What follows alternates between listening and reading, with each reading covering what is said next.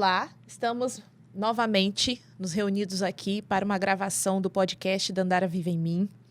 Hoje temos uma presença ilustre de uma pessoa que recentemente, vamos dizer que recentemente, se adentrou dentro da minha vida, dentro da minha família, posso considerar parte da família, mas que seu papel foi fundamental está sendo fundamental para a minha história. Dandara Vive em Mim é um podcast que dá voz a mulheres que, como Dandara dos Palmares, vivem na sociedade de hoje, lutando, trabalhando para uma sociedade mais justa, uma sociedade que promove mais a equidade, principalmente na luta do povo negro. Então, seja bem-vinda, a Giane. Eu quero agora que você se apresente. Então, muito obrigada, Dandara, pelo convite. Meu nome é Giane Gomes. Eu tive o prazer de conhecer Dandara através do meu marido. Eu sou professora de língua portuguesa, hoje atuando nas escolas do estado. Já trabalhei de forma independente, trabalhei em instituições particulares e sempre tentando fortalecer esse movimento das mulheres negras, pensando na sororidade, né? Nós precisamos nos apoiar, nós precisamos olhar uma para a outra e dizer: como que você está linda, como que você está radiante, como eu estou feliz por você estar aqui comigo, por estarmos crescendo juntas, porque, assim como você viveu, também vivi, durante muito tempo estávamos sozinhas e encontramos essa força uma na outra. Então, assim como eu trouxe luz para esse momento da sua vida, você trouxe muita luz para o meu. Né? Você entrou na minha vida para reafirmar em mim a minha ancestralidade, quem eu sou. Tudo que a vida bateu, você afagou. Então, obrigada. É interessante que para nós mulheres, né, a gente tem que buscar referência. Penso que todo mundo busca referência. Só que é difícil, principalmente quando a gente está construindo a nossa identidade. Com certeza. Né? Agora nem tanto, porque agora a gente tem muito mais referências nas mídias, né? Mas a exemplo eu não tinha boneca, né, negra para ter referência. Nunca tive. Na nossa época não tinha pessoas negras na TV para a gente buscar referência. Então eram essas pessoas que estavam ao nosso redor. E até hoje eu me vejo assim. Por isso valorizar quem está próximo a mim. Porque a referência vem dessas pessoas, dessas mulheres. Exatamente. Quando você fala da referência na televisão, eu me lembro das atrizes negras desempenhando papéis de domésticas, escravizadas. E você tem sonhos, né? Você quer ver pessoas como você bem-sucedida. E isso vai criando também na gente uma sensação de que aquele é o meu lugar, de uma pessoa escravizada, de uma doméstica, e que são situações dignas, né? Eu falo da doméstica, mas que você quer mais, você quer sonhos. E você vê uma mulher preta, bem-sucedida, usando cabelo da sua ancestralidade, usando as cores. Eu me sentia, quando jovem, eu me sentia brega. Porque eu sempre gostei de coisas muito coloridas e as pessoas diziam que eu era espalhafatosa. E aí eu gostava de passar, por exemplo, uma sombra laranja com uma azul. E eu achava que eu ficava bonita. E eu não entendia de onde vinha isso. E as pessoas achavam que estava demais. Então, quando eu olho para você, vejo você usando verde, uma cor que falavam que não ficava bem para uma pessoa preta. E eu falo, caramba, ela tá linda. Eu sinto força para poder me assumir. Então, por isso que a gente busca essa referência nas mulheres pretas ao nosso redor. Eu passei certa vez por uma moça aqui pela cidade. Ela estava com Black Power, lindo. E aí eu virei para ela e falei, muito obrigada. Porque naquele momento eu olhei e vi beleza em pessoas do meu traço. E eu tive força para assumir os meus cabelos. Então, essa referência de pessoas próximas é muito importante. São ações que, infelizmente, vão... Nós somos educados a ser racistas, né? Até conosco mesmo. Sim. E para uma mulher negra, principalmente, ela tem que se reconhecer, se descobrir uma mulher negra. E isso, para quem está de fora, assim, principalmente a população não negra, acha que é só assim, mimimi, acha que é algo que não é verdade. Só que a população negra, a mulher negra, ela sabe que isso dói profundamente. Muito. Porque a gente se identificar como uma mulher negra, de poder assumir o cabelo, podemos até alisar o cabelo, mas é o motivo real, né? De estar fazendo isso. De estar fazendo isso. Qual o motivo de eu estar alisando o cabelo? De eu tentar me ser aceita dentro de uma sociedade?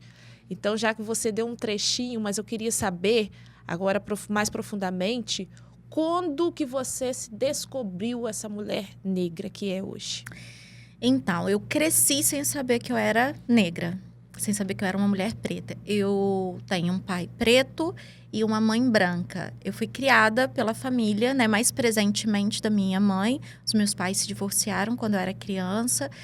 E aí minha mãe se mudou para o interior, meu pai ficou na cidade. Então, assim, eu não tinha referência de negritude.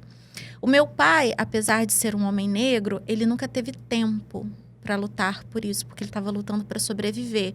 Então, quando eu converso coisas referentes à negritude com ele, ele fala, eu nunca parei para pensar nisso. Eu nunca parei para pensar, por exemplo, que eu tinha um ensino superior e não conseguia atuar por conta disso. Porque eu estava todos os dias levantando e preocupando em sobreviver, sustentar você, os seus irmãos, porque ele tinha 2 filhos de outro casamento. Então, ganhava pouco, tinha que dividir, né, entre 3 filhos. Tinha minha avó também, que era dependente dele.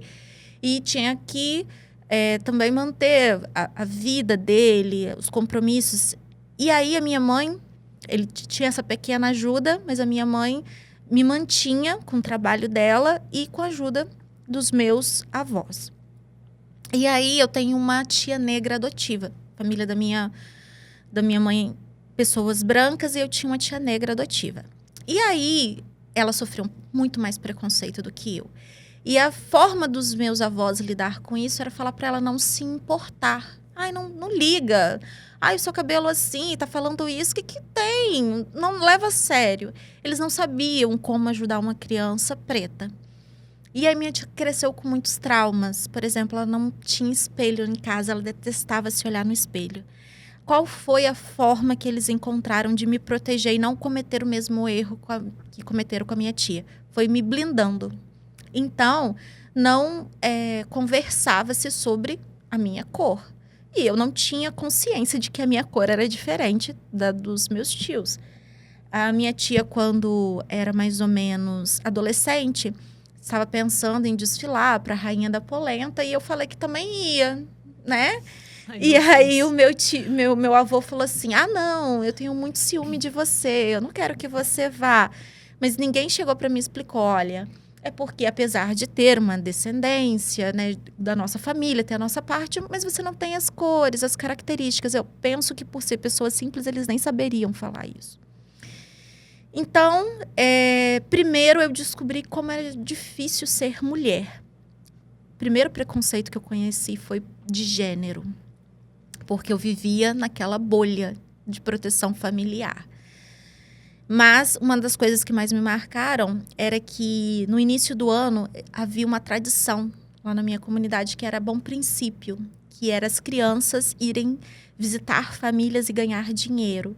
Mas era só os meninos, porque meninos visitando a propriedade no primeiro dia de ano era sinal de que haveria prosperidade. Meninas era sinal de que haveria despesa. Então, meu primo ia, quando ele voltava, o meu avô contava quanto ele ganhou de dinheiro e me dava a quantia.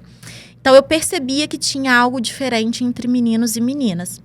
Mas de gênero, não. De questão racial, não. Só de gênero. Minha mãe conheceu uma nova pessoa, o meu pai de criação, o amor da minha vida, e a gente se mudou para o Rio de Janeiro. E aí eu saí de um lugar em que eu era extremamente protegida e fui para o mundo. Quando minha mãe ainda morava com os meus avós, teve uma situação dela conseguir um trabalho muito bom. E aí a moça falou, pode levar sua filha e tal.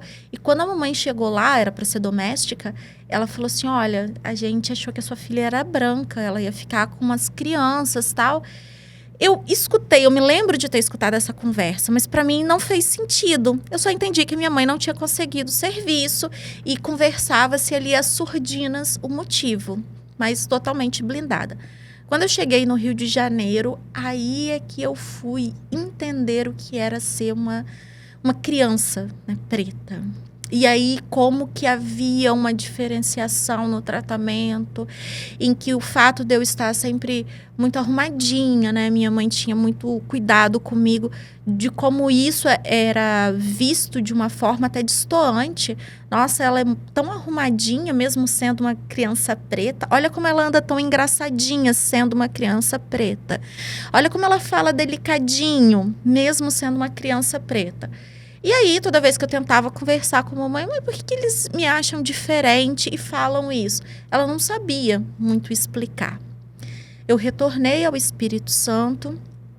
Aqui, de certa forma, vivi também mais um tempo, assim, escusa. Eu entendia agora que eu tinha uma outra cor, que eu não era considerada bonita, uma menina bonita para os garotos, porque eu tinha um cabelo afro, porque eu era mais gordinha, eu tinha o corpo mais protuberante. Por mais que eu fizesse regime, eu não emagrecia. O meu corpo, ele era mais voluptuoso, mais carnudo. Mas eu ainda não entendi exatamente o que era ser uma pessoa preta. A partir do ensino médio, quando eu fui conhecendo filosofia, sociologia, eu fui aprendendo o nome das coisas, né? A gente está falando aí dos anos 2000, né? Então, o movimento preto no Espírito Santo, ele não tinha se enraizado, né? A gente tinha poucos professores que tocavam no assunto. E aí eu tive a sorte de passar por alguns professores de filosofia, sociologia, que foram dando dicas, foram mostrando caminho, professor de literatura. E aí eu falei, tá, é isso que está acontecendo. É por isso que eu sempre estou nos lugares, mas sinto que ali não é o meu lugar. É sempre como se eu tivesse à parte. E aí eu comecei a estudar por conta própria. Interessante que não há como não falar, né? Você tocou a causa primeiro de descobrir como mulher. E falou também do quesito da separação. E hoje a gente tem uma sociedade, né, que a mãe solo, ela tá cuidando muito, né? São muitas mulheres que cuidam sozinha dos seus filhos, né? Muitas têm que ter vários empregos, né, para conseguir sustentar a sua família. E meio que me parece que ficou algo comum, né? O homem é aplaudido porque ele cuida sozinho. Agora, quantas mulheres que tem aí que cuidam sozinha de suas famílias e não são aplaudidas? Pois é, e conversa-se muito sobre algumas decisões que as mulheres querem tomar sobre os próprios corpos, mas não conversam hoje como que é danosa essa ausência do homem, esse fato de ser tão fácil, tão simples para o homem abdicar da família em nome da sobrevivência. Né? Mas eu precisei deixar com a minha mãe, eu precisei deixar com a minha outra esposa ou com a madrasta para poder nutrir a casa. Mas tem mulheres que estão nutrindo e ainda continuam cuidando das suas crianças. Interessante como a sociedade normalizou. Normalizou. Né? Porque não vê como o choque, né, dessas mulheres, dessa força guerreira. Além disso, por isso que a gente trabalha tanto pela equidade, né? Queremos direitos iguais, mas queremos uma sociedade que promova a equidade. Por isso, entendendo que somos mulher, mas também somos mulheres negras. E que realmente há uma dificuldade de a gente se situar em um determinado espaço, ganhar um determinado espaço. E eu fico observando a situação da minha mãe, né? Minha mãe era uma mulher separada. Ela foi uma mulher abandonada por um homem negro. Então, ela foi uma mulher como que o racismo ele se esconde atrás de algumas atitudes. Então, para a sociedade, ela foi uma mulher que não prestou nem para um homem negro. E daí surgia-se, às vezes, muitos comentários para associar a ideia da minha mãe a uma mulher promíscua. Né? Eu me recordo de uma vez que um cara ofereceu carona, eu estava junto com a minha mãe. E aí, posteriormente, eu já adulta, soube que esse cara falou que tinha tido relações com a minha mãe. E eu estava junto, né, do dia. Eu me recordo, a gente estava andando, era um pedaço longo para chegar em casa. Mas por quê? Porque a minha mãe foi abandonada por um cara negro. Então, se o negro não tem valor e se ele abandona aquela mulher, então Então, aquela mulher é o quê na cabeça dos homens? Então, é fácil brincar com essa imagem, né? É doído, porque às vezes as mães não queriam deixar que as crianças brincassem comigo, porque eu era filha de uma separada. E não só de uma separada. Ela foi aquela mulher que casou com um cara negro. E aquele cara negro deixou dela. Então, essa mulher é o quê? Essa mulher não é nada. E minha mãe procurou sempre, do jeito dela, dentro da simplicidade, falar: olha, Jane, você tem que estudar, você tem que ser independente, você deve ser forte para que você não enfrente as coisas que eu enfrentei. Daí, apesar dela não ter falado comigo, me ensinado sobre negritude, ela me ensinou sobre força e resistência. E depois, lendo e estudando, eu aprendi muito do que ela estava falando na figura dos meus ancestrais. Que são desejos que a mulher, que a sociedade acaba até ignorando ou confundindo que as mulheres sentem. Então, a luta das mulheres por um espaço, pela independência, né? A gente vê o preconceito até nisso, que hoje tudo fala: a mulher não quer tanto um trabalho igual ao homem, por que está reclamando? Só que são os nossos direitos iguais. A gente vê uma sociedade, somos uma sociedade construída patriarcaica, né? E isso resultou numa sociedade machista, então, que julga assim, o papel da mulher dentro da sociedade, taxa a mulher, a única função dela é ser mãe, é procriar, né? Ser dona de casa. Mas quantas mulheres aí desejam ter uma vida mais livre? E quando tem, e mesmo assim continua sendo pressionada pela sociedade. A gente vê uma sociedade que julga a mulher que está fora, a mulher que busca estudar, que busca ter conhecimento. E isso é fundamental para todas as mulheres. Quando você fala a questão da mulher estudar, né? Eu me recordo que minha família, muito humilde, ela falava assim: você vai ficar doida de tanto que você lê. Calma aí, não precisa disso tudo.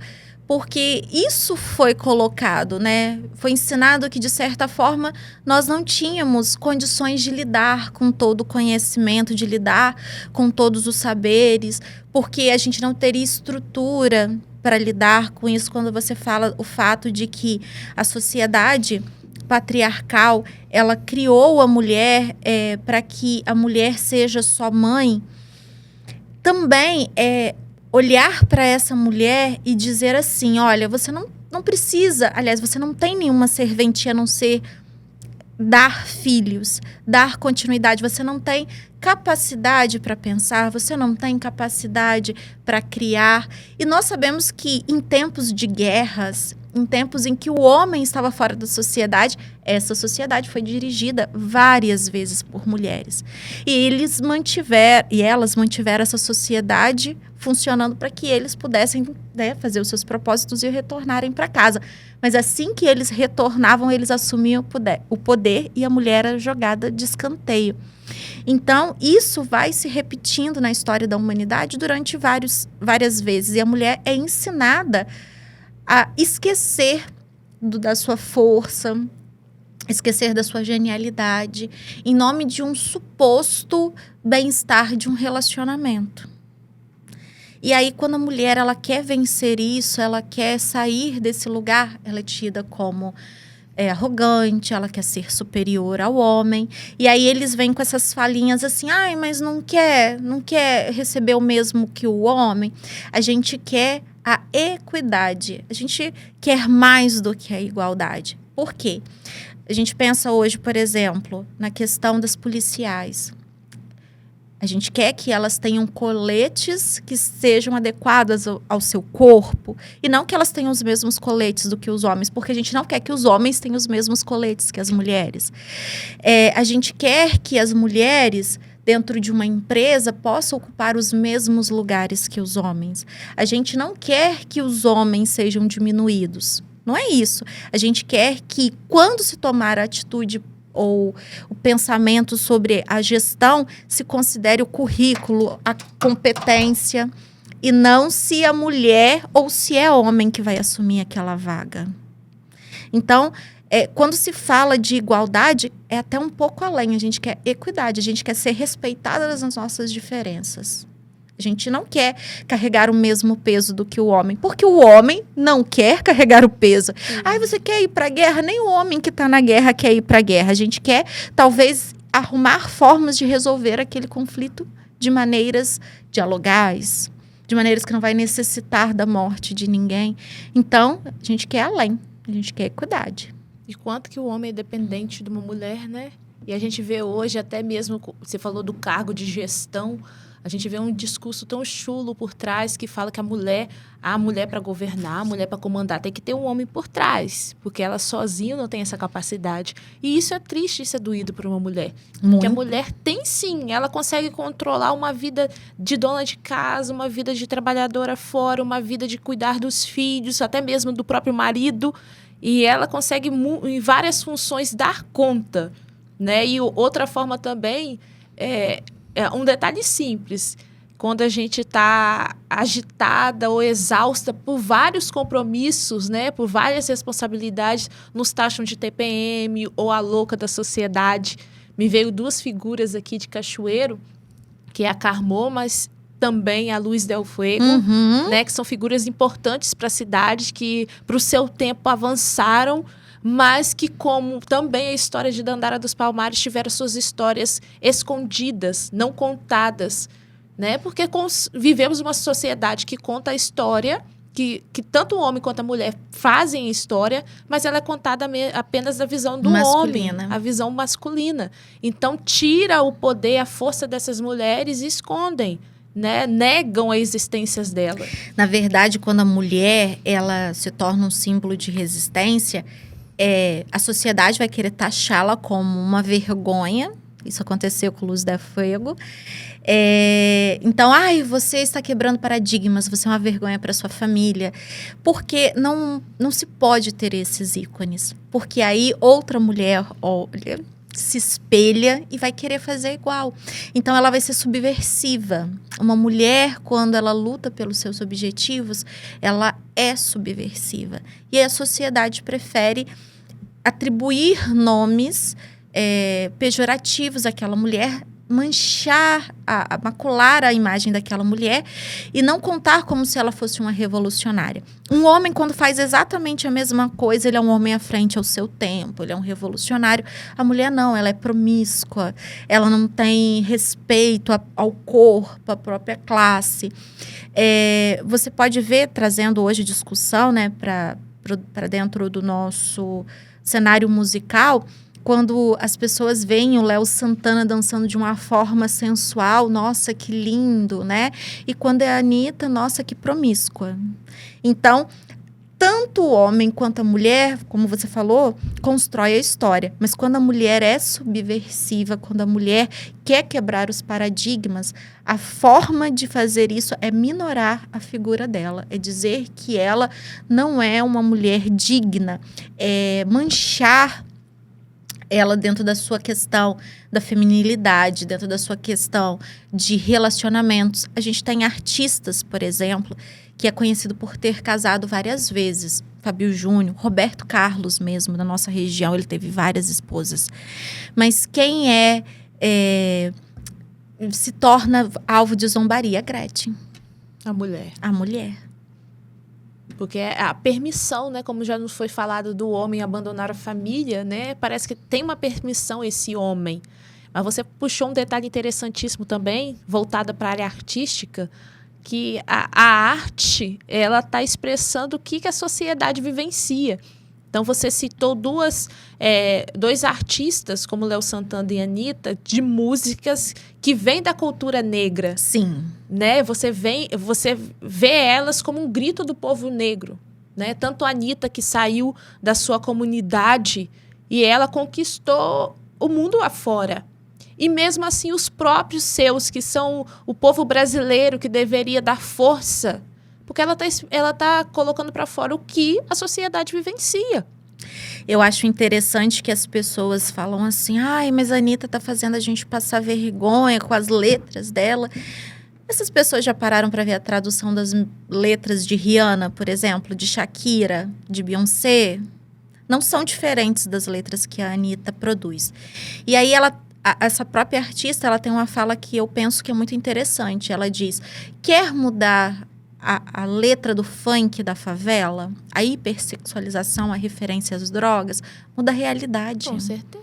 Porque as pessoas produzem a partir daquilo que elas vivenciam. E isso a gente estuda muito em literatura, língua portuguesa, né? Tem os períodos históricos que vão gerar os períodos literários. E aí as pessoas, elas produzem sobre o que elas vivenciam o tempo todo. E há uma segunda parte. Elas também produzem para vender. Tem pessoas consumindo. Então, seria discutir sobre o que o artista está produzindo ou sobre o que a sociedade está consumindo. Quando a gente pensa no cenário da música preta dentro do Brasil, nós tivemos uma fase maravilhosa dentro do axé baiano, né? Margareth Menezes, por exemplo, com Faraó. É uma música, quando você faz o estudo do panteão egípcio, está tudo descrito ali naquela música. Por que essa música parou de ter espaço dentro do cenário nacional?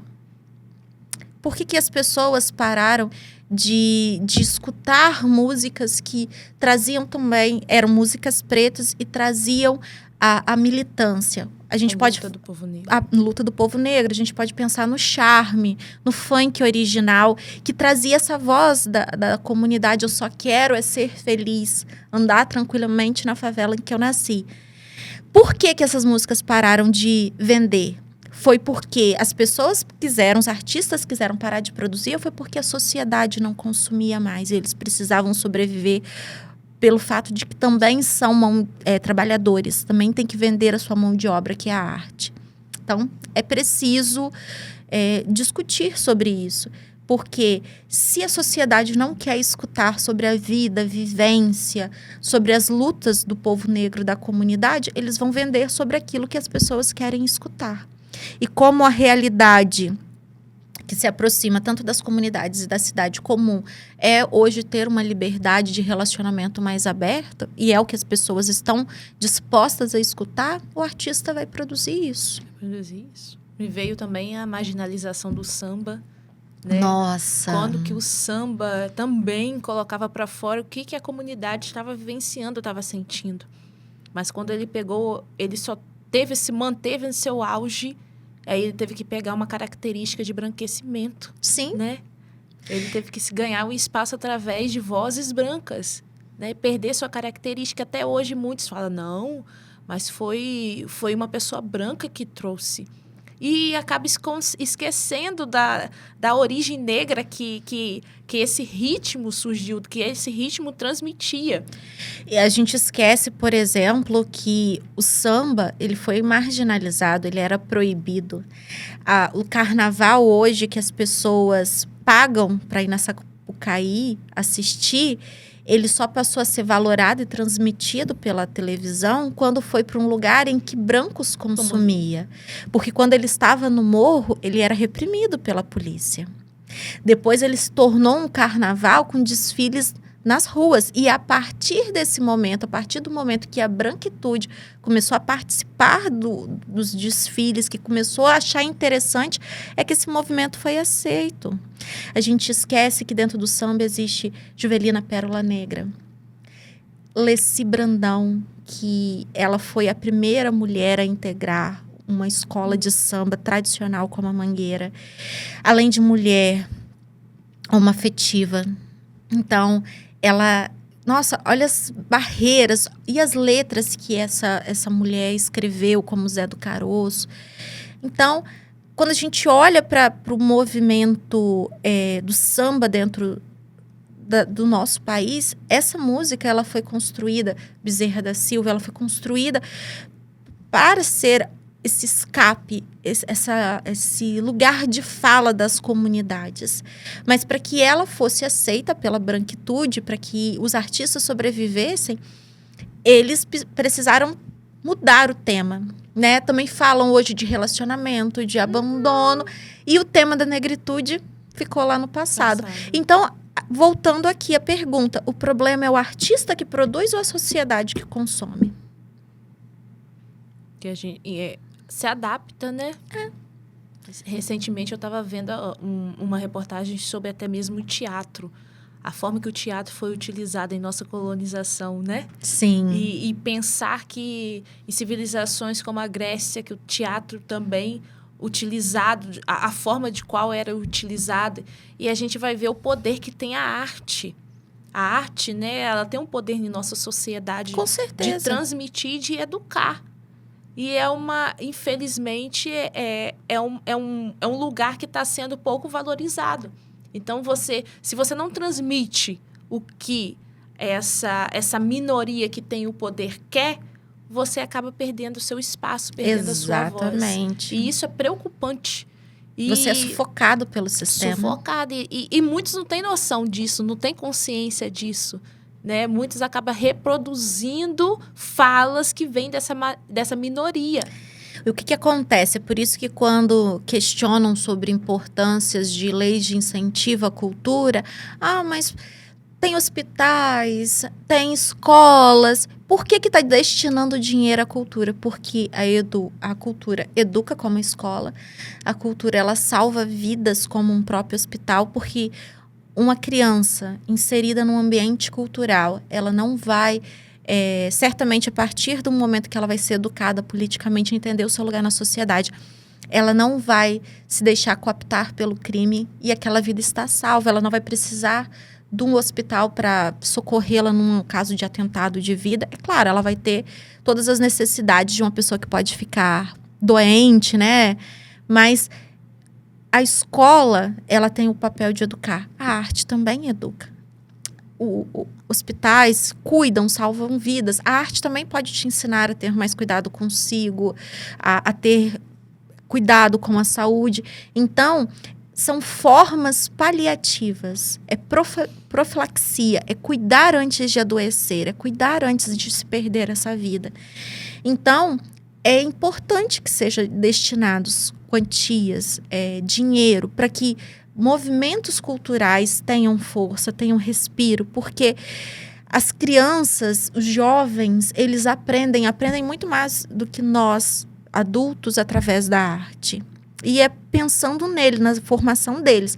É claro que algum adulto ou outro pode ter suas vidas transformadas, mas nós adultos somos mais fechados, né? A gente tem muito essa preocupação de que eu vou ser firme naquilo que eu creio, nas minhas crenças. Eles já estão mais abertos para refletir, para se colocar no lugar do outro. Quando eu penso em tudo que eu aprendi através dos livros, eu não seria 70% do que eu sou hoje se a arte não tivesse entrado na minha vida. Né? Eu cresci, eu fui entender o lugar do outro, eu fui entender o que é sororidade, eu fui entender o que é o Ubuntu quando eu estava lendo. Apesar de só ter descoberto essas palavras muito tempo depois, mas se colocar no lugar do outro é algo que a arte te permite o tempo todo. E é por isso que a gente tem que ter cuidado com aquele tipo de arte que você consome e também abrir espaço para que a juventude possa conhecer artistas que fazem trabalhos bacanas de conscientização e discutir a arte no nosso meio o tempo todo. Interessante, você tocou no assunto que me veio logo seus trabalhos, né? Você falou do Ubuntu, aí me lembrou o seu projeto, e também, quando você falou de ler, né? Você buscou o conhecimento. Logo no início, sim, você já falou, né? Sobre a questão racial, eu tive que ir buscar, né? Conhecer através de leitura. E é interessante que nós, né? A gente tem algo maravilhoso que, ao conhecer, a gente quer transmitir isso também para os outros. Então, quando a gente lê algo que acha enriquecedor, não, vamos produzir algo a partir disso, vamos trabalhar isso, né? E vejo a sua fala com o Ubuntu do projeto que você realizou, né? Quer falar um pouco sobre a seletiva, que eu acho maravilhoso, né? A ideia é essa, que seja propagado. E também, uma característica que a gente tem, né? Como as pessoas que vivem nessa situação, né, de transmitir para outros e que também outros possam reproduzir nossas ações que foram positivas. Então, em relação à eletiva ao Ubuntu, ano passado a escola pediu para que eu fizesse algumas ações em relação principalmente voltada aos professores sobre letramento racial, é algo que eu gosto muito de falar já naturalmente. Veio um material também sobre as relações étnicos raciais, a escola perguntou se eu não gostaria de trabalhar. Eu tenho uma amiga, professora de educação física, falou, vamos transformar esse trabalho que você está fazendo no eletivo? Eu falei, vamos. E aí a gente começou a observar, né, mais com esse olhar científico, o nosso espaço de atuação. Então, desde o ano passado, a gente vinha conversando sobre o Ubuntu África que habita em nós. Então, foi um projeto pensado a longo prazo. A priori, nós queríamos trazer aos meninos conhecimento do que é este continente africano. Porque a gente acredita que a raiz muito do nosso preconceito, eu digo nosso porque nós também, como pretos, temos preconceitos que foram enraigados em nós. E eu via muito isso lá na escola, muitos meninos pretos, muitas meninas pretas que não se reconheciam, né? Preferiam assumir, eu sou pardo. Mas por quê? Porque ser pardo parece que atenua, né? Parece que dá um alívio em vez de assumir a negritude, eu não preciso me posicionar. E aí, isso parte muito de que temos uma visão deturpada do continente africano. Pensa-se em África, pensa em pessoa passando fome, pobreza. Muitas vezes as pessoas acreditam numa sujeira, numa inferioridade. Pensa-se num país. E aí, os nossos alunos não tinham essa ideia, esse olhar de que a África, para começar, é um continente riquíssimo, tanto de fauna, flora, minerais, cultura, ciência, religião. Então, esse primeiro passo da Ubuntu África, que habita em nós, ela olhou para o continente africano e entendeu que, como que eu vou querer dizer que eu venho de um lugar que é ruim? Veja, muitas pessoas, principalmente no nosso estado, gostam de dizer eu sou descendente de italianos, de alemães. Por quê? Porque a Europa, a gente tem um mundo eurocêntrico em que a Europa é considerado sinônimo de civilização, progresso, enquanto a África é o contrário, são incivilizados, eles são inumanizados. Então, vamos mostrar que é o contrário. Então, esse primeiro ano do Ubuntu, a África que habita em nós não estamos discutindo basicamente temas relacionados ao racismo. Nós não estamos ainda trabalhando os pensadores, filósofos que a gente pretendia. É um momento de desconstrução. Da onde veio o seu ancestral? Ele veio daqui, de tribos que ficavam localizadas aqui, que tinham organizações muitas vezes matriarcais, que tinham esse tipo de cultura, que tinham esse tipo de ciência. A gente, por exemplo, algo que falamos, né? Fulano virou estrelinha, quando a gente quer explicar para uma criança que alguém partiu. Isso veio dos egípcios. Os faraós, quando morriam, falava-se para a população que ele tinha virado uma estrela. Então, olha quanto do negro existe na nossa construção de palavras, de vocabulários, de origem dessas palavras. E esses meninos não sabem, isso foi tirado deles. Tirado o orgulho de olhar e falar, caramba, olha só como que é linda as roupas. Olha as miçangas. Esses dias, em uma das nossas aulas, a gente conversou sobre a utilização das miçangas, que lá é mais do que só enfeite. Por exemplo, ela pode mostrar o seu status, se você é solteira, casada, viúva. Então, é uma forma também de comunicação. As cores estão relacionadas a isso, a ancestralidade das tranças africanas, né? A beleza que tem nisso, o fato de que muitas delas representavam, inclusive, as trilhas daquele grupo étnico, né? Os lugares que eles habitavam. Então, uma expressão de arte incrível. E fazer com que o jovem olhe para isso e sinta orgulho dos seus ancestrais.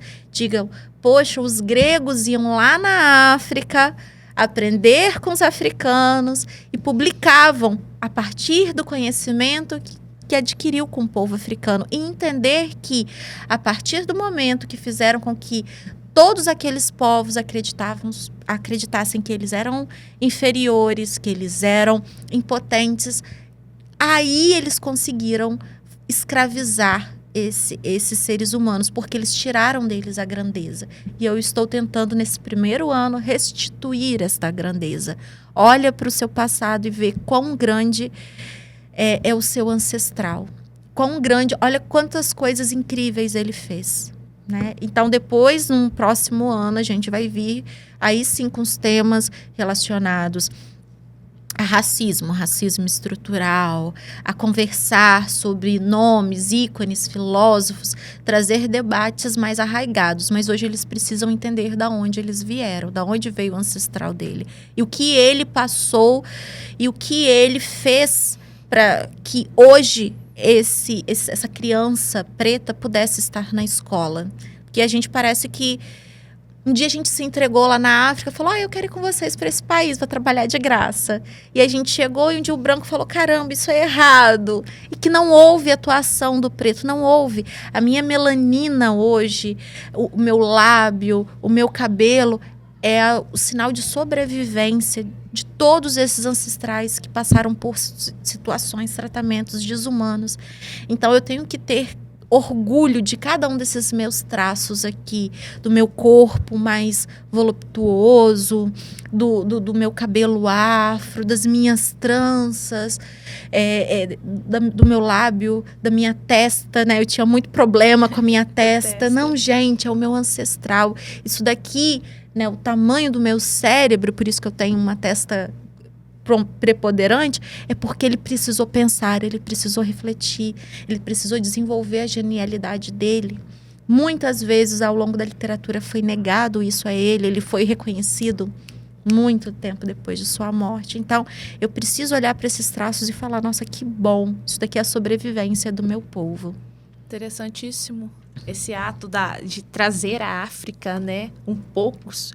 É muito, né? Uhum. Na verdade, porque em vista do que não é trabalhado, né? É uma história que não é contada. Não. E apresentar isso para os alunos, né? Interessante que também os europeus levaram até mesmo a discórdia para o continente africano. Né? Rivalidades que não tinha, que não existiam, e levaram isso para essas tribos. Né? Uma rivalidade que uma tinha que dizimar a outra, uma competitividade.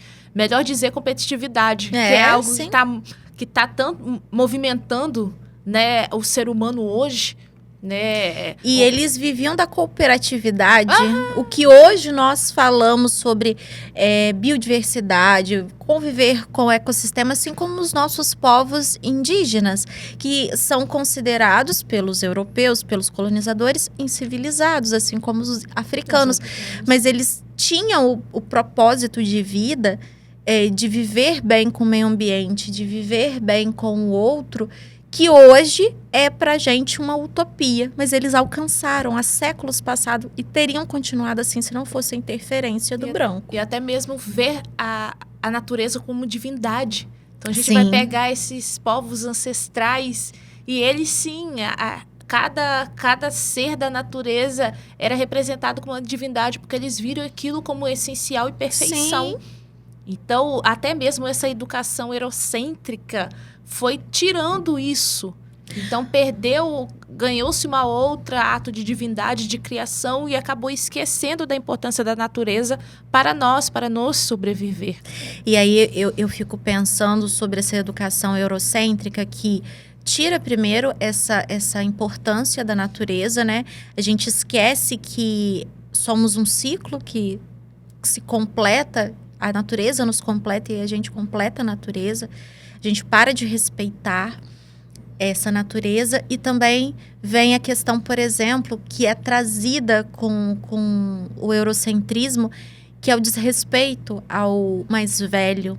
Nas tribos indígenas e africanas não existe asilo. Por quê? Porque o velho ali é fonte de sabedoria. Olha como a nossa sociedade hoje lida com o idoso. O idoso, ele é colocado em casa de repouso, ele é considerado como obsoleto, Nas tribos africanas, nas tribos indígenas, nós não temos isso. E a partir das decisões são tomadas a A partir deles, da né? experiência tá com que dúvida, eles têm. É da experiência que vale. Né? A gente vai ter realmente uma presença desses povos, a presença importante desses idosos. Os povos africanos, eles acreditavam que toda vez que morria um idoso, né, que acabava ali uma biblioteca, que uma biblioteca se extinguia, porque com ele ia-se todo o saber, né? E aí nós somos levados a assumir posturas, né, adotar formas de conviver com o meio ambiente, de conviver com o outro, que não é própria. E aí, quando a gente vê o brasileiro, às vezes, tentando encontrar o lugar dele no mundo, se encaixar, né? Porque a gente observa o brasileiro, ele quer o tempo todo ir embora do Brasil. É como se ele tivesse o tempo todo procurando para onde ele deveria voltar. E ele não entende que é porque ele não está sendo ele mesmo. Ele está negando os ancestrais dele, porque senão ele poderia viver bem e poderia viver aqui. É como acontece com a propaganda brasileira. O próprio brasileiro, ele faz uma má propaganda das suas culturas, da sua vivência para o exterior. Como se fossem inferiores, como né? Como se fossem inferiores, né? De publicar questões de não... A falta da defesa. A gente vê uma nação que não defende, que não se defende, que não se protege, que não se identifica. Por isso que os que estão de fora enxergam o Brasil Sim. tão de forma ruim, negativa. Mas pela propaganda que o próprio brasileiro constrói do seu povo. A gente não vê falas da Europa negativa Sim. sobre ela, né? Até mesmo dos estadunidenses, que faz uma propaganda ótima. Mesmo a partir de tudo que tem lá, eles fazem uma propaganda ótima. Vários de vivência problemas. Lá. Então, e o povo brasileiro, ele não tem essa consciência. Eu costumo falar que tem uma síndrome eu costumo dizer, cachorro abandonado que fica correndo atrás do caminhão de mudança. A gente entende que os nossos antepassados que estiveram aqui não queriam estar. O negro, ele foi trazido através do processo de escravidão. O europeu que veio, por exemplo, o português, ele foi obrigado a assumir a capitania donatária. Depois foi feita uma limpeza, né? Pegaram prostitutas, bandidos, trouxeram para cá para fazer uma limpeza social em Portugal. Veio o italiano fugindo da fome, das guerras, assim o alemão. Eles vieram para enriquecer e voltar. O indígena não era considerado brasileiro. Então, o brasileiro, que é a junção de todos esses povos, ele não criou um afeto, um amor por essa terra e por este outro que aqui está.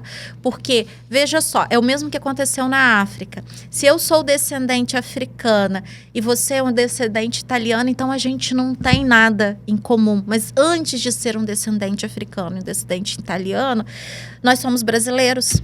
Somos brasileiros. Então, a gente precisa desenvolver essa ideia de irmandade. Não dá pra gente ser patriota de 4 em 4 anos, quando tem o jogo da Copa, ou usar da política como se fosse partido, time de futebol. Não é isso. Nós temos que entender que esse daqui é o meu espaço e eu quero fazer o melhor por ele. Quando você traz algo diferente para o jovem negro, a valoração. Da mesma forma que o imigrante italiano, ele traz a sua cultura, o pomerano, a sua cultura, nós estamos trazendo elementos de resistência, mas ao mesmo tempo de, olha, sobrevivemos, chegamos até aqui. São todos elementos culturais importantes. Só que no Brasil isso é usado para o separatismo. Cada um fica no seu grupo. E não quando você faz esse movimento com a juventude, isso é visto de uma forma negativa. Ai, não, olha lá, né? Ela está querendo, de certa forma, negar que você é brasileira. Mas espera aí, o Oswald de Andrade já dizia, a gente precisa deglutir todas as culturas para formar o que é o brasileiro. E você observa que esses comentários, eles vêm sempre quando o movimento é preto, né? Os outros movimentos, não, até tudo bem. tá fazendo resistência ali da sua cultura. Agora, o movimento preto, mas para que é isso, gente? Mas qual a necessidade disso? Vamos voltar lá no movimento antropofágico? Vamos deglutir, vamos provar de todas as culturas? Vamos criar esse ser brasileiro? Vamos entender o que é preciso para formar essa nossa grande cultura? O que se tornou nosso? O que é só influência? Vamos descartar? Então, a gente ainda precisa descobrir hoje, né, em 2024, o que é ser brasileiro. A gente não sabe o que é ser brasileiro. Não sabe, não tem esse pertencimento, não. Infelizmente. Podemos ir para uma religiosidade agora? Ah, claro. Então, vamos lá.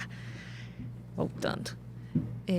Não, esses dias eu sempre estou pesquisando falas, assistindo um podcast voltado à questão da religiosidade. E me veio uma frase fundamental, que a gente estava até antes discutindo a questão de Jesus. E ele fala assim, mas ele foi para a África. Sim. E ele aprendeu o quê? O feitiço, né? Esse milagre de colocar o barro, de pegar o barro, cuspir nele, colocar no olho da pessoa, do cego e curar. Isso é um feitiço. E eu achei tão interessante, tão magnífico. Sim. A visão, uma outra visão de religiosidade que foi demonstrada a partir dali. E é a que a gente está vivenciando, né? Somos católicas, né? E a gente quer um espaço de pertencimento. É claro que a gente sabe sobre toda a história que o catolicismo tem no nosso país, mas a gente entende diferente da ação humana com a ação da igreja. Entende, aceita a igreja, entende ela como Sim. santa, o erro está no homem. Sim. E queremos professar a nossa fé através de um Deus que seja... Que promove o amor, né? Que seja um Deus amoroso. Sim. E também encontrar nisso dos irmãos. E é uma dificuldade. Quando você falou que era de Castelo, me veio muito disso, a presença forte que tem, né, o catolicismo em Castelo, sim, mas também tem uma dificuldade dessa aceitação. A gente vê um fechamento de falar, de entender a outra religiosidade. Sim. Lá recentemente eu vi, tem um centro cultural, Dandara dos Palmares, que também a gente vê pela luta, né? Quanto mais necessita da luta, é que vai criando essas associações, esses movimentos, porque precisa ser falado. Uma igreja ela não pode se fechar somente e aceitar uma única cultura. Sim. Quando fala a questão do catolicismo, eu sou católica desde que me entendo por gente, né? Minha família é toda de católicos bem firmes, por parte de mãe. A gente costuma dizer de pé roxo, católicos de pé roxo. Porém, eu vivi uma diversidade religiosa bem arraigada pela família do meu pai. A família do meu pai, eles eram donos de centros espíritas. Depois o pai dele morreu, a família por parte da minha avó, que também é uma mulher branca, a mãe do meu pai era uma mulher branca, o pai dele que era negro. Então ele também vem de um relacionamento interracial. Era católica e o meu pai hoje está no protestantismo. Então, assim, ele me passa muito das questões culturais de que ele vivenciou quando mais jovem. Então, a princípio, eu tinha muita resistência a qualquer religião de matriz africana, porque eu tinha essa ideia original sobre... né, o que o catolicismo ou as igrejas cristãs, de uma certa forma, traz uma aversão às religiões de matriz africana, como se elas fossem malignas, né? Tudo que ela produzisse fosse mal, e a verdade só existisse dentro da minha cultura. Com o passar do tempo, como eu falei, eu fui lendo, e um dos meus interesses era em relação à religião. Justamente por saber que por parte do meu pai existia essa diversidade religiosa muito grande. Ele tinha passado religiões de matriz africana, catolicismo, estava no protestantismo, eu queria aprender mais sobre. Então, a primeira coisa que me chocou foi quando eu descobri que Jesus era um homem preto. Para mim, Jesus era um cara branco, loiro, de olhos azuis, e Maria também. E aí, a primeira coisa que eu falei, gente, como eu nunca percebi isso? Maria usava um ribage, né? Um tecido árabe na cabeça. Ele vem do Oriente Médio, lá as pessoas são negras. Quando José, ele recebe o anúncio de que as crianças seriam mortas, ele vai esconder Jesus, ele leva para o Egito. Se Jesus fosse branco, ele ia destacar no meio de um monte de pessoas pretas. Se a ideia fosse camuflar Jesus, ele tinha que estar, então, onde a etnia dele não fosse destacar. Ele foi para o Egito. Então, eu falei, caramba, mas por que não dizer, então, que Jesus é um cara preto? E aí, toda vez que eu tentava dizer, as pessoas falavam, mas qual a importância da cor de Jesus? A importância de se falar da cor de Jesus é porque você não vai discriminar, você não vai minorar, você não vai trabalhar ou tratar como diferente aquele que se parece com a sua divindade. Então, se não tem diferença dizer que Jesus é negro, não teria diferença de dizer que ele é branco. Isso não estaria te incomodando. Então, a primeira coisa foi que eu descobri que Jesus era preto. E eu falei, caramba, Jesus é preto. E eu não sabia disso. E a partir do momento que eu entendi que também dentro do cristianismo, seja católico ou protestante, tem várias influências das etnias africanas, e aí as pessoas simplesmente não observam, por exemplo, alguns tipos de ritos, orações, formas de se comportarem, são características que foram doadas ao cristianismo através do movimento preto. Eu pensei, o que há de errado eu cultuar a Deus a partir das minhas referências culturais? Porque vamos fazer um trabalho de reflexão. Se os portugueses não tivessem chegado aqui, não tivessem implantado o catolicismo, que hoje é a religião que eu professo, mas mesmo assim eu tivesse descoberto Deus e de certa forma, mostrasse o meu amor por ele através do culto da natureza, ou, né, se eu fosse uma indígena, ou através das danças africanas, esse culto seria considerado menor por Deus? Veja, eu não estou negando o culto romano. Ele já existe na igreja, e quando eu me propus a continuar seguindo, eu aceitei o culto romano que foi colocado desde a formação. Mas a gente também tem que entender que a igreja também é espaço para transformações, inclusive delas, da própria instituição. Hoje a gente não quer que a Igreja Católica seja a igreja da Idade Média. E certamente daqui a 50, 60, 70 anos, a gente não vai querer que a Igreja Católica de lá seja como a de hoje. Então, quando a gente fala de abrir espaço para que as pessoas possam se comunicar com Deus a partir da sua própria cultura, é entender que se você crê num Deus formador, ele também foi formador de todas as culturas, de todos os traços, de todas as etnias, de todos os fenótipos, de todas as culturas. E ele se alegra disso. Ele quer que você venha até ele do seu jeito e preste o seu culto a partir da sua essência. Porque eu não posso, né, dentro da minha visão católica, servir a Deus a partir de algo que eu não sou. Ia ser uma encenação. Eu sou a Giane, uma mulher negra. Eu gosto dos meus colares, das minhas miçangas, das minhas cores. E eu vou servir ele dessa forma. Um dos motivos pelo qual eu assumi o meu cabelo afro foi quando eu levei o meu filho para fazer uma consulta. E aí o médico me perguntou, né? Ele me viu com escapulário e me perguntou se eu era cristã. E eu falei sim, que eu era católica. E aí ele me perguntou se eu acreditava que o meu Deus fazia tudo perfeito. E eu falei que sim. E ele falou, e você não acha que você é perfeita com o seu cabelo ancestral? E aquilo me deu um choque. Eu falei, se ele criou tudo que é perfeito e o meu cabelo afro foi ele que criou, o meu cabelo afro não é perfeito? E aí eu passei a me olhar no espelho diferente. E é por isso que eu acho importante que seja dentro do cristianismo, do judaísmo, dentro das religiões de matrizes africanas, independente da sua fé, que você se sinta especial, se sinta... ou até dentro do fato de você não ter nenhuma crença, mas você saber que você é um ser único, que você é importante, que seus traços e a sua forma de ser é bonito, é belo, né? E a gente entra aí dentro de um outro assunto, que é a ideia da cultura da beleza. O que é belo, né? E somos imagem e semelhança, mas cadê a representatividade, né? Pois é, a gente não tem. A gente não tem. A gente não sabe. E a instituição religiosa, ela tem um papel importantíssimo em nossa vida. A nossa identidade é construída a partir dela. Me lembro quando, na questão religiosa, eu sempre gostei desse colorido, do cabelo natural.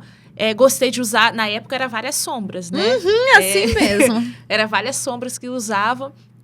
Até que chegou um momento que eu conversando com um padre, ele foi... E a gente, querendo ou não, a gente tem até um medo, né? Sim, de de ser fato. quem é. Porque a gente olha, não via uma referência negra dentro da igreja. Até que ele falou assim, ótimo, nossa, que legal, está assumindo sua ancestralidade. Foi até uma frase que eu coloquei em um texto meu. Você está assumindo a sua ancestralidade. E partindo dele, foi uma aceitação.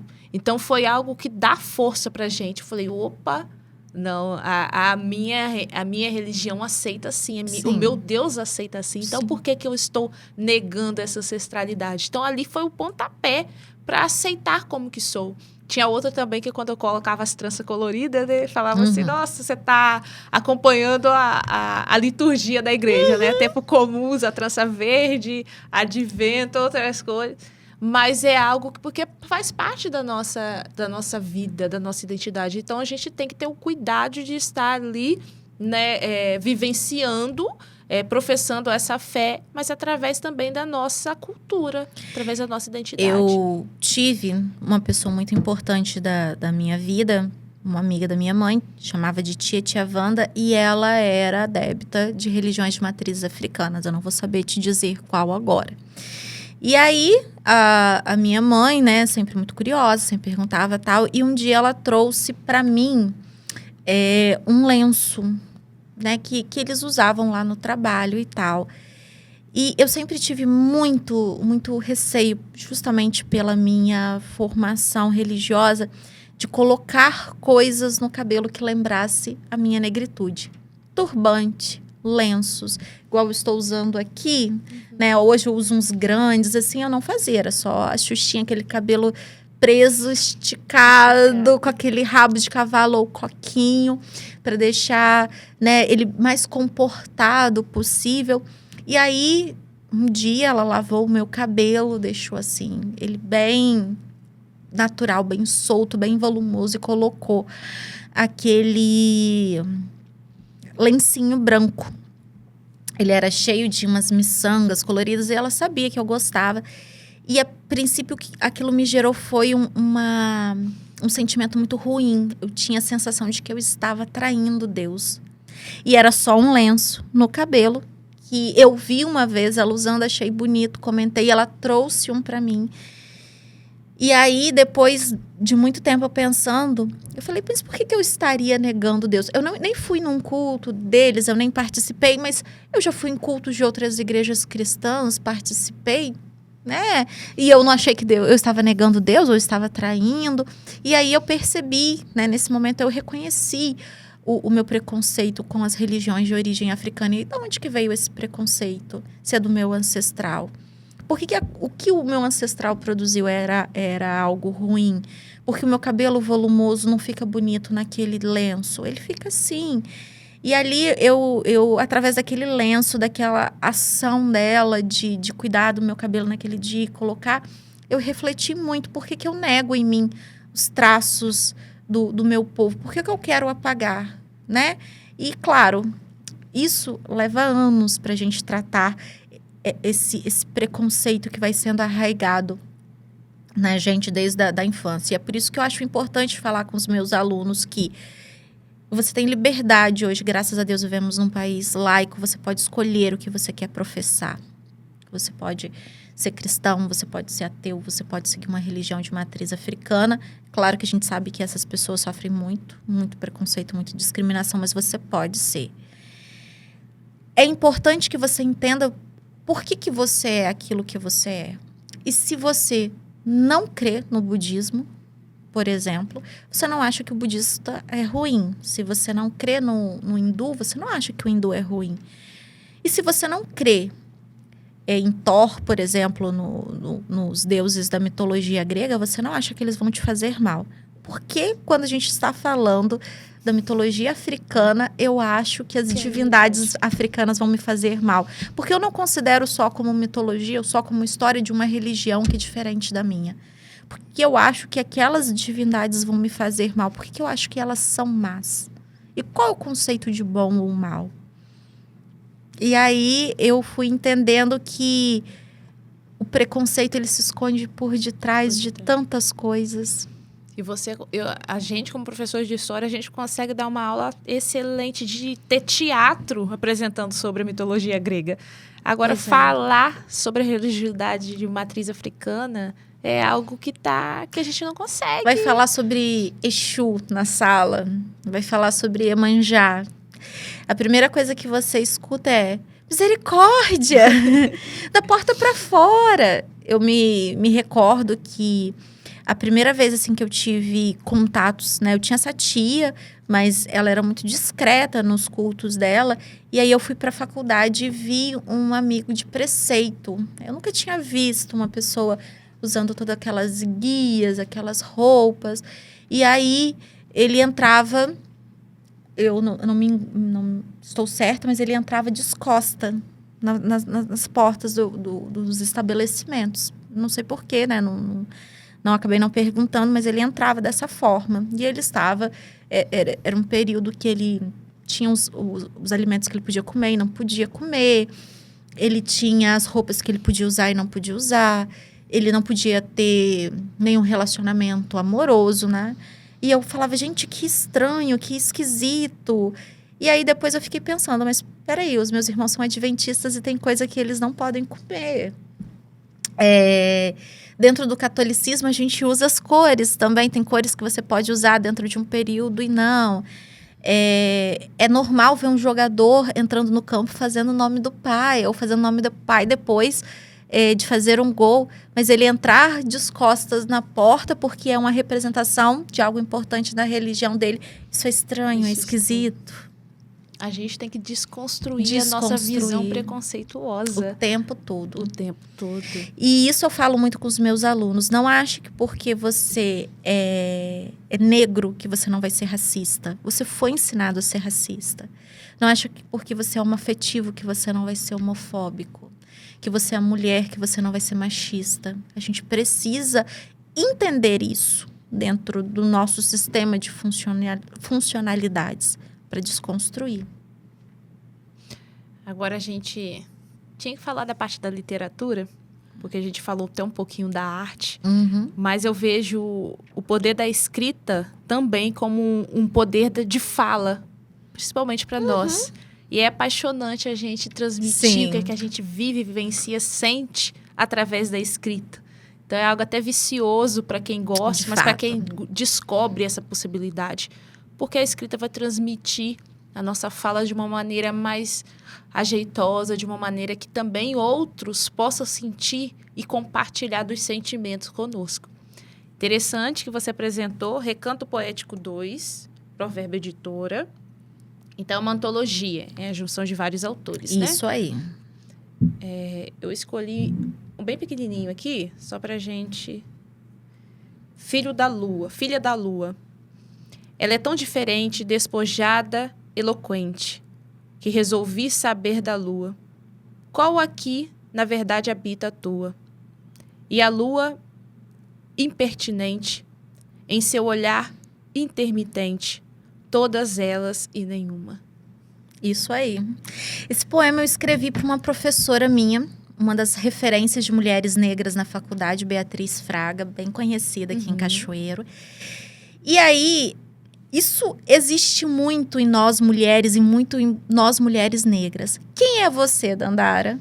Você é todas as mulheres e ao mesmo tempo você não é nenhuma delas. eu sou todas as Gianes e ao mesmo tempo eu não sou nenhuma delas, porque eu tô nessa metamorfose, nessa mudança contínua.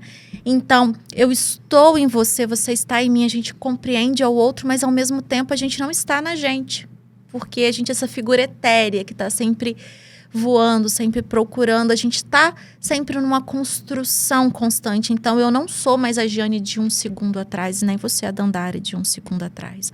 Então, a gente é tudo que a gente já foi, mas a gente ainda não é tudo. A gente ainda está nessa construção.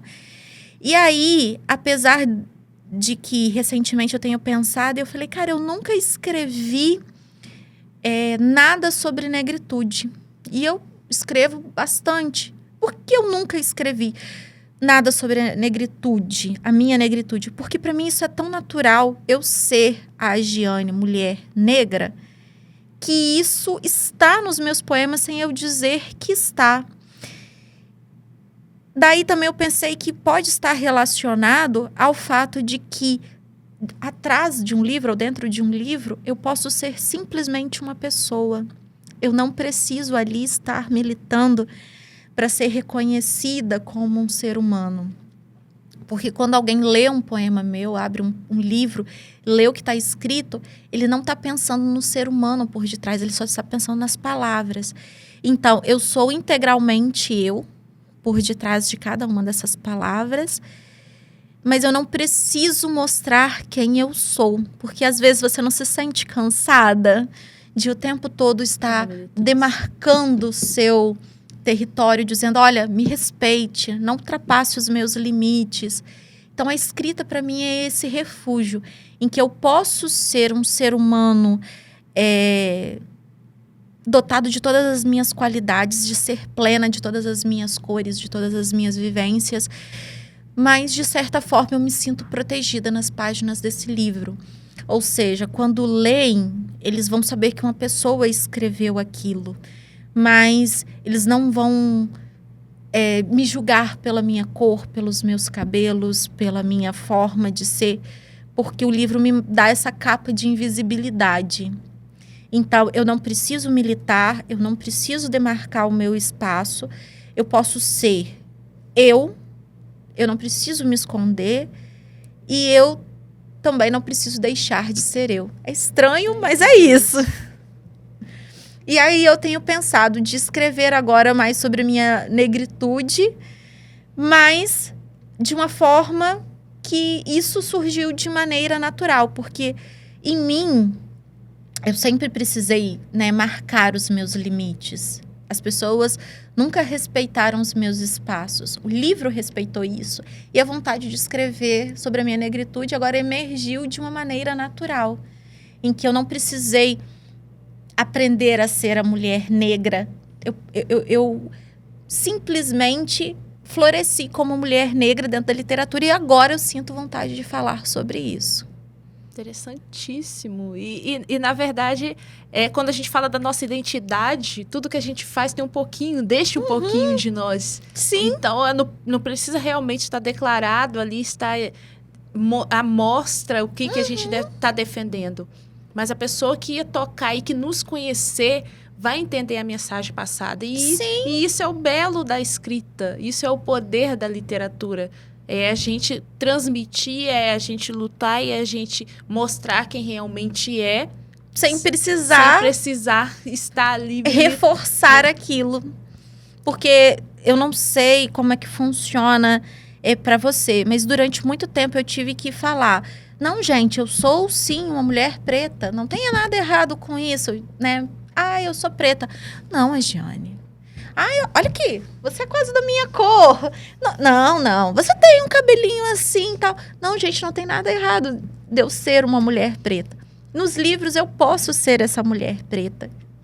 Eu posso ser eu posso falar das minhas vivências sem precisar ficar reafirmando, sem precisar ficar batendo, né, na tábua, sem precisar falar, inclusive, de que eu posso falar dos meus conflitos, das minhas lutas, sem precisar falar do meu cabelo, da minha cor, né? Por que eu estou passando por aquilo? Como que o mundo me afeta? Então, o livro é esse lugar seguro para mim. Foi maravilhoso estar com você. Acho que a gente passou um Muito tempinho. obrigada, Dandara. Antes de terminar, apresentar o nosso brinde, que é a construção histórica do racismo e a luta antirracista, que é de Luciene Carla. Uma maravilhosa. Eu falo que a gente tem que preservar quem está conosco desde sempre. Então, por que não contribuir, uma ajudar a outra? Por que não contribuir com ela, né, divulgando a sua obra, trabalhando de alguém, de uma mulher que está próxima a nós?